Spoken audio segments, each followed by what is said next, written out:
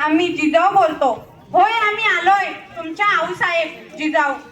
मराठी माती पुन्हा आमच्या मस्तकी लावण्याचं भाग्य आम्हाला लाभलंय, ही जगदंबाचीच कृपा. पण काळ असा होता मावळ्यांनो, त्या काळी मराठी मातीत अनेक परकीय सत्ता थळा नाचत होत्या.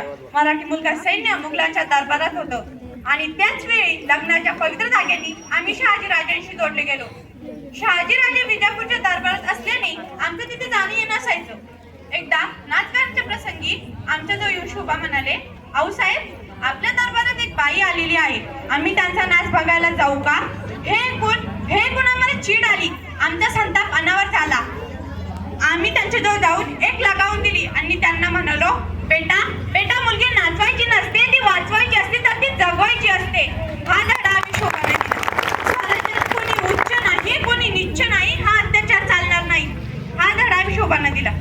शोभा जेव्हा 12 वर्षाचे होते तेव्हा आम्ही त्यांची परीक्षा घेण्यास ठरवली. आम्ही विचारले, शोभा हिमालय उंच की सह्याद्री उंच? हिमालय उंच की सह्याद्री उंच? शोभा म्हणाले, आऊसाहेब मराठ्यांची मान उंच.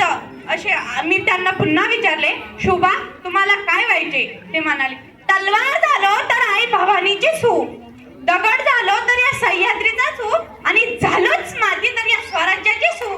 असे माझे शोभाबा. पण आम्ही जे स्वराज्य पाहतो त्याची निर्मिती शोभानेच केली. पण ज्या स्वराज्यात आपण राहतो त्या स्वराज्यात जातीमध्ये तेढ आहे. जाती पाठीला चिटकून येते, ती पोटात नसावी, ही शिकवण आम्ही शोभांना दिली. शोभा मावळ्यांना जात पाहून नव्हे तर त्याचे कर्तृत्व व बुद्धिमत्ता पाहून त्यांना स्वराज्यात स्थान द्यायचे. आणि त्यावेळी महाराजांसाठी स्वतः मृत्यूस्तर जाणारा माझा शिवाकाशी जातीने नावी होता. आयुष्यभर महाराजांसाठी हेरगिरी करणारा माझा भरती नाही जातीने रामोशी होता. शुभा नेहमी रयतेसाठी व स्वराज्यासाठी झटले, म्हणून ते आज रयतेच्या मनातले राजे झाले.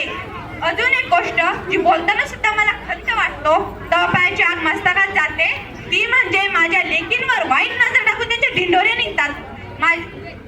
स्वराज्यात महिलांवर अत्याचार करणाऱ्याची शुभा काही करत नव्हते. तर त्या काळी मला एवढा मान सन्मान द्यायचे, तर आजच्या 21व्या शतकात माझे लेकी सुरक्षित आहे का? आहे का याचे उत्तर तुमच्याकडे?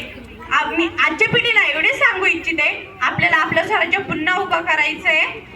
आपल्याला शोभासारखे दैवत लाभले, त्यांचा आदर्श त्यांचा विचार आपल्या आश्रमात आणा आणि तसे वागा, हीच आमच्यासाठी आदरांजली असेल. जगदंब.